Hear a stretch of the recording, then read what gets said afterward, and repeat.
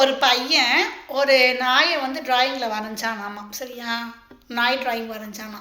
ஆனால் அந்த நாய்க்கு வாய் மட்டும் வரையவே இல்லையா. ஏன்? ஏன்னா கேவலமா இருக்கும். அது நீ வரைஞ்சா. ஏன் வாய் வரையல? லிஷா, அந்த நாய் வரைஞ்சா அது பேய் மாதிரி தான் இருக்கும். அவன் இன்னொரு ஆர்ட் ஒர்க் இன்வென்ட் பண்ணிக்கான். ஏன்னா மவுத் வந்து டிசைனா போட்டு சொல்லட்டா?